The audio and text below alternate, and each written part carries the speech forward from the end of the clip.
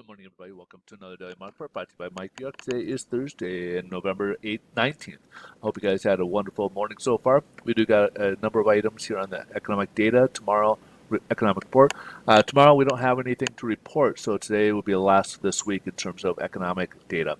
The first item on the docket is the Philly Fed index. The previous report back in October was 32.3.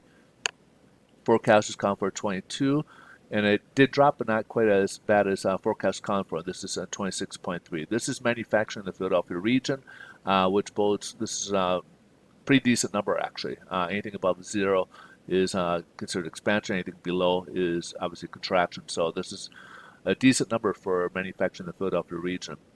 Now here's some important data we've been kind of looking at, the jobless claims that we get every week. Last week's report came in at 709,000. It's been declining for about a month now. Forecast is showing another decline of 707,000. But this week it came in a little higher at 742,000. So obviously that's not good news, as we had, like I said, about 4 straight reports coming in declining. However, this week kind of stopped that decline and actually went upwards a bit. Let's jump ahead here. We got October for the month of existing home sales. So we had 6.54 million annualized units in the month of September. Forecast are calling for 6.45 million for the month of October, and it exceeded that. Instead of going downwards, it went upwards to 6.85 million. So this tells you how hot the housing market is, continues to be. Last but not least, we got the leading economic index. We had a 0.7% increase in the month of September. Forecast called for that same trend of 0.7%, and it came in right at expectations. We're showing some good signs here for economic leading index, showing some future possibilities of future growth for the economy, which is obviously good news.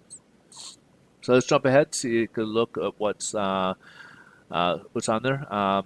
Stocks are actually mixed. I'm sorry about that. I didn't get that changed. It's actually mixed. Your Dow and your Nasdaq were in negative territory. However, Dow and S&P were in negative territory. Nasdaq was the only one that was actually up. My apologies about that.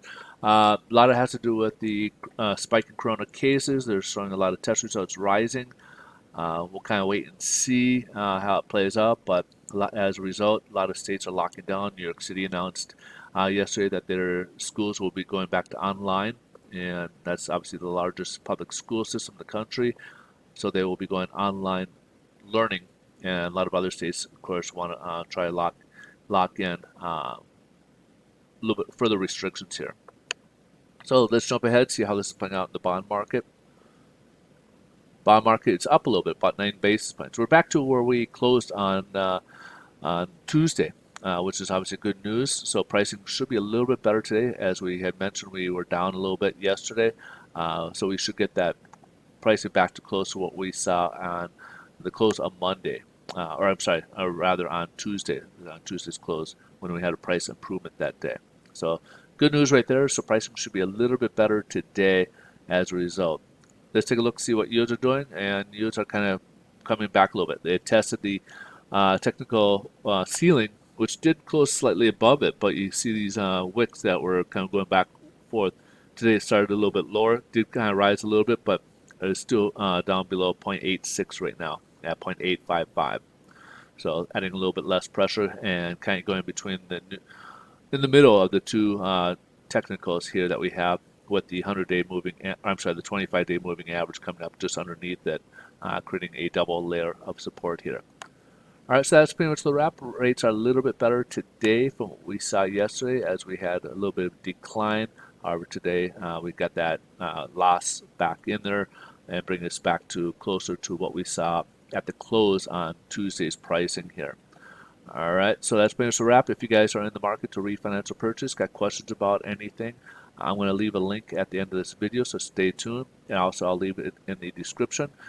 Should answer all the questions you may have out there regards to loan programs and such, and about the process of refinance or purchase. A little disclosure about myself: I am also a loan officer. I do work with a national company. We can certainly help you with your refinances. If you're looking to just get a better rate, if you're looking to take money out of the property, if you're looking to go from a 30 to a 15-year loan, or if you're looking to get pre-approved to buy your next property and finance that property, those are all items we can assist you with. So if you got any questions, my contact information will be on that website as well. So please feel free to reach out anytime, and we'll help. We'll do our best to get you guys situated.